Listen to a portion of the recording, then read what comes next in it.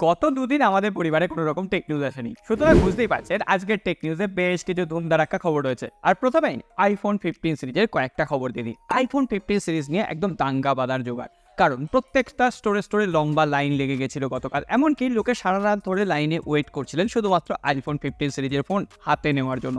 যাই হোক, অবশেষে সেই সমস্ত ঝক্কি মিটে গেছে, অনেকেই ফোনগুলো হাতে পেয়ে গেছেন। আর ফোন হাতে পাওয়া মানেই আবার সেই সমালোচনা শুরু। অনেকেই বলছেন আইফোন 15 সিরিজের ফোনগুলোই যে টাইটেনিয়াম ফ্রেম দেওয়া হয়েছে, সেই ফ্রেমের কালার নাকি চেঞ্জ হয়ে যাচ্ছে, ফিঙ্গারপ্রিন্ট চলে আসছে, এমনকি একটুতেই সেই ফ্রেমে স্ক্র্যাচ চলে আসছে। যদিও এই সমস্ত নিয়ে ভাবনা চিন্তার কিচ্ছু কারণ নেই, বছরের শেষে এই আইফোন 15 সিরিজই আবার হিট হবে। যেমন টপ 10 গ্লোবাল স্মার্টফোন বিক্রির ক্ষেত্রে 1 নম্বরে আইফোন 14 প্রো ম্যাক্স জায়গা করে নিয়েছিল, তেমনি দেখবেন আইফোন 15 প্রো ম্যাক্সও জায়গা করে নেবে। শুধুমাত্র এখানেই শেষ নয়, এমনকি আমরা জেনেরিক এভরিথিংয়ের যে ভিডিও দেখেছি সেখানে দেখা যাচ্ছে আইফোন 15 প্রো ফোনটার পেছনে ব্যাক প্যানেলে চাপ দিলে গ্লাসটা ফট করে ভেঙে যাচ্ছে। কিন্তু বাস্তবে এই ধরনের ড্রপ টেস্ট আপনারা কতজন করে দেখবেন? আর একটা প্রবলেম ধরা পড়েছে আইফোন 15 প্রো ইউজাররা, যেখানে বায়োনিক A17 চিপসেট ব্যবহার করা হয়েছে না, সেই ফোনটায় হিটিং ইস্যু ফেস করছেন। যদিও এগুলো এখন নিয়ে ভাবার সময় আসেনি, এই ফোনগুলো আরও মানুষের হাতে পৌঁছাও, কম দামে বিগ বিলিয়ন ডে সেলে যখন এই ফোনগুলো মানুষ কিনবে তখন দেখা যাবে যে এই ফোনগুলোর আসল প্রবলেম কোথায়, নাকি এই ফোনগুলো আগের বছরের মতো আবার জবরদস্ত হিট হয়। তবে হ্যাঁ, আইফোন 15 যে বেস ভ্যারিয়েন্টটা সেটা তো অবশ্যই হিট হবে। আপনারা জানেন, এক হচ্ছে টাইপ সি, তার জন্যই অনেকে কিনবেন, তার উপরে সেখানে ডাইনামিক আইল্যান্ড চলে এসেছে। আর আমাদের সাবস্ক্রাইব বাটনটাও দেখুন এখানে জল করছে আপনাদের জন্য, শুধুমাত্র প্রেস করে রাখবেন। আর 1500 লাইক কমপ্লিট করার সম্পূর্ণ দায়িত্ব আরও একবার আপনাদের কাঁধে চাপিয়ে দিয়ে আপনারা চাইলেই পারেন, এটা আপনারা বুঝিয়ে দিয়েছেন, এমনকি 2000 লাইকও কমপ্লিট করেছেন আপনারা টেক নিউজে। তো চলুন পরবর্তী খবরগুলো দেখেন। আইফোন 15 সিরিজ লঞ্চ হয়ে গেল, এবারে আইফোনের যে সিরিজটাকে নিয়ে সব থেকে বেশি আলোচনা হবে সেটা হচ্ছে আইফোন এসি সিরিজ। আমরা অলরেডি জেনেছি সেটা 2023 সালে আসছে না, 2024 সালে আইফোন এসি 4 আসছে। তার আগে বেশ কিছু স্পেসিফিকেশন আবারও লিক হয়ে গেছে। সেই ফোনটা আইফোন এক্সআর এর মতো দেখতে হবে, আর প্রিভিয়াস জেনারেশনের থেকে এই ফোনটায় অনেক বেশি ইমপ্রুভমেন্ট থাকবে। 1 নম্বর ইমপ্রুভমেন্ট যেটা, সেটা হচ্ছে 6.1 ইঞ্চির একটা ওয়েলের ডিসপ্লে থাকবে, আর এখানে ফেস আইডি থাকবে, অর্থাৎ এবার আমরা ড্রপ নচ দেখতে পাবো। ওই বড় বড় সেই প্যানেল আর্ট কিন্তু থাকছে না। এর সঙ্গে এই ফোনটাতে থাকবে বায়োনিক A15 এসওসি, অর্থাৎ এটা একটা 5G ডিভাইস হবে, টাইপ সি পোর্ট থাকবে, এছাড়াও বেটার ক্যামেরা অ্যাঙ্গেল থাকবে, মানে ক্যামেরা একটু ইমপ্রুভ হবে। আর আইফোনের ক্যামেরা তো এখনও সেরা। তো দেখা যাক কত দামে আইফোন এসি 4 লঞ্চ। বেশ কিছু বছর স্ট্রাগল করার পর এবারে মূল স্রোতে ফিরতে চলেছে হুয়াওয়ে তাদের হারমোনি ওএস অলরেডি কিন্তু মোটামুটি স্টেবল পজিশনে নিয়ে এসেছে, ডেভেলপমেন্ট প্রসেস মোটামুটি শেষ। এমনকি তারা শোনা যাচ্ছে খুব তাড়াতাড়ি গ্লোবালি যে স্মার্টফোনগুলো লঞ্চ করবে সেখানে তারা হারমোনি ওএস দিয়ে লঞ্চ করবে। এবং হারমোনি ওএস, হ্যাঁ মানছি একটা কাস্টম স্কিন, কিন্তু সেখানে ফিচার্সের অভাব নেই। এমনকি গ্লোবাল মার্কেটে লঞ্চ হলে কিছুদিনের মধ্যে এশীয় কান্ট্রিতে, ইন্ডিয়া বাংলাদেশের মতো কান্ট্রিতে যদি হুয়াওয়ে অফিসিয়ালি লঞ্চ হয়, তাহলেও সেখানে আমরা হারমোনি ওএস দেখতে পাবো। আর হারমোনি ওএস শোনা যাচ্ছে ওই স্যামসাংয়ের মতো 3 বছর বা 4 বছরের অপারেটিং সিস্টেম আপডেট দিতে পারবে, 5 বছর সিকিউরিটি প্যাচ লেভেল আপডেট দিতে পারবে। অ্যাকচুয়ালি হারমোনি ওএস যেহেতু গুগল নির্ভর নয়, তাই জন্য গুগলের উপর একে নির্ভর করতে হবে না। হুয়াওয়ে যতদিন চাইবে এই ওএসের আপডেটটা কিন্তু দিতে পারবে। আর এখানেই হুয়াওয়ের কিন্তু একটা প্লাস পয়েন্ট ধরে দাঁড়াচ্ছে, কারোর উপর কিন্তু ওই গুগলের উপর নির্ভরশীলতা কিন্তু আর হুয়াওয়ে থাকে। টেকনো স্মার্টফোন কোম্পানিটাকে মোটামুটি এখন আপনারা চিনে গেছে। এই টেকনো স্মার্টফোন কোম্পানিটা ফোল্ডিং জগতে আস্তে আস্তে কিন্তু একটা বিপ্লব আনার চেষ্টা করছে।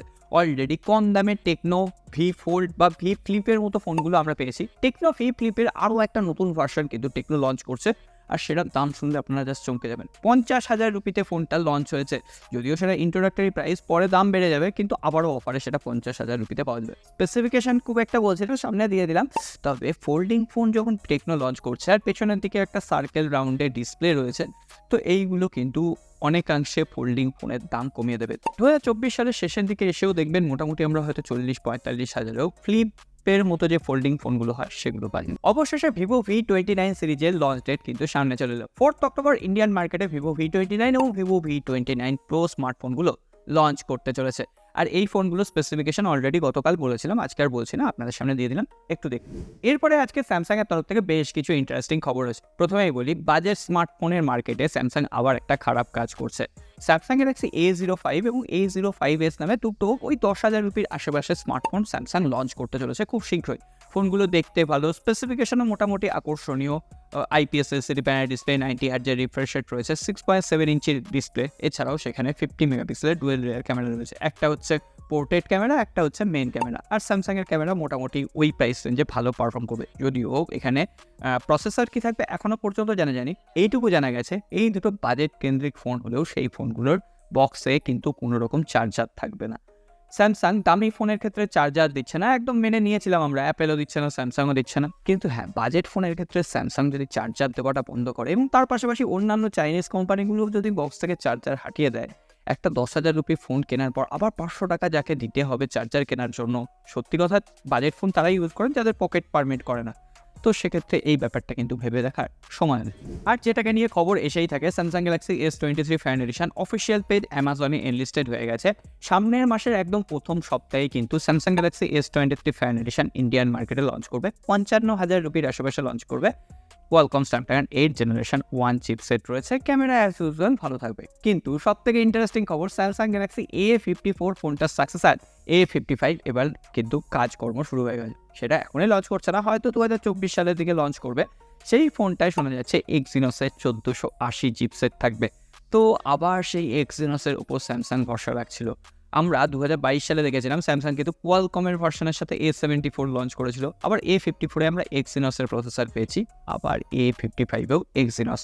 এখন আপনারা বলুন, এক্সিনোস প্রসেসরের থেকে তো আমার মনে হয় মিডিয়াটেক প্রসেসর অনেক বেটার ইমপ্রুভ করেছে। তো এক্সিনোস ছেড়ে অন্তত মিডিয়াটেক দিক, কোয়ালকম নাই বা দিক। চাইনিজ মার্কেটে ধুমধাম করে লঞ্চ হয়ে গেল রেডমি নোট 13 সিরিজ। প্রথমে রেডমির তরফ থেকে একটা খারাপ খবর দিয়ে দিই, রেডমি বা শাওমি যাই বলুন না কেন, MIUI 14 এর ডেভেলপমেন্ট প্রক্রিয়া বেশ কিছু স্মার্টফোনের জন্য কিন্তু অফ রেখেছে।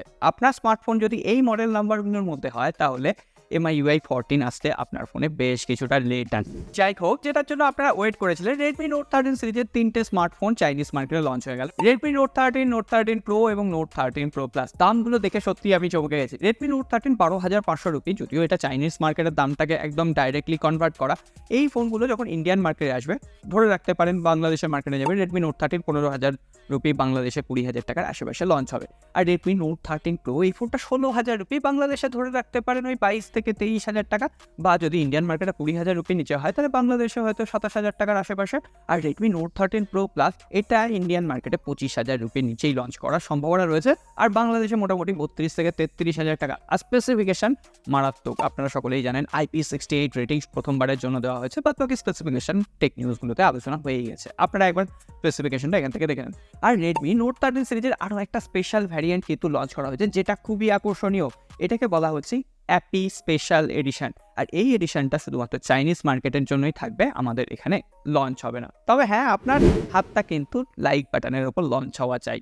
1,500 লাইক বা 2,000 লাইক চাইলে আপনারা করে দিতে পারেন। সকলে ভালো থাকবেন, সুস্থ থাকবেন, দেখা হবে আগামীবার।